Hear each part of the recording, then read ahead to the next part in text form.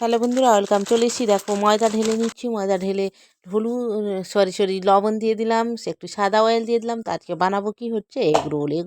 বাইরে কেন খেতে যাবো, বাড়িতে বানিয়ে নিলে সবাই খেতে পারে। তো ভালো করে ময়ন করে নিলাম আটাটাকে। এবার জল দিয়ে ভালো করে আমি মাখিয়ে নিচ্ছি। দেখো আজকে সন্ধেবেলা টিফিন আমাদের এগুলো।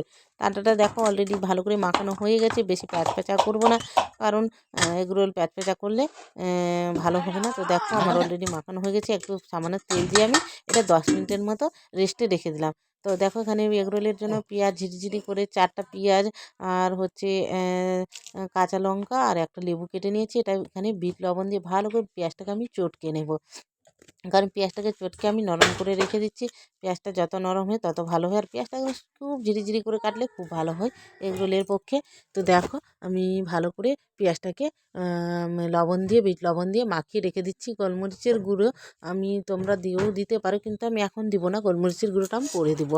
তো অলরেডি মাখানো আমার হয়ে গেছে। তো দেখো এবার রেস্টে রেখেছিলাম, যে তো খুব সুন্দর হয়েছে আটাটা। 5 মিনিট আমি রেখে 10 মিনিট রেখেছিলাম, যে দেখো খুব সফট হয়ে গেছে এই 10 মিনিটে। এবার ভালো করে আবার একটু হাত দিয়ে মাখিয়ে নিচ্ছি আটাটাকে। খুব সুন্দর নরম হয়েছে, খুব সুন্দর হয়েছে, কারণ তেলটা দিয়ে আমি লাগিয়ে রেখেছি। লেচিগুলো আমি কেটে নিচ্ছি। তো আমি সবগুলো রোল করতে তোমাদের দেখাবো না, তো আমি একটাই দেখাচ্ছি।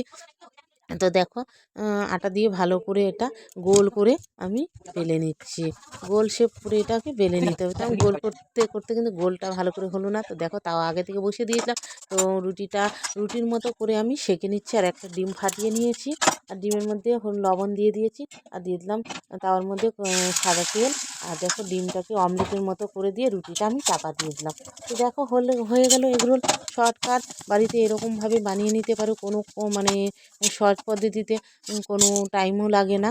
বাড়িতে খেতে ইচ্ছে হলে, রোল খেতে ইচ্ছে হলে এরকমভাবে মাখানো। এবার ভালো করে আমি পেঁয়াজ, লেবু, সস সব দিয়ে আমি ভালো করে মুড়িয়ে নিচ্ছি। দেখো একদম দারুণ পারফেক্ট, একদম দোকানের মতো পারফেক্ট রোল হয়ে উঠেছে।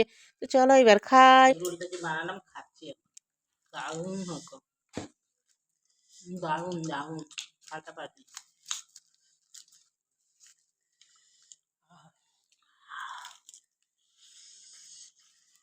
কি ব্যাপারে মানে একটু দেওয়ার তো আছে।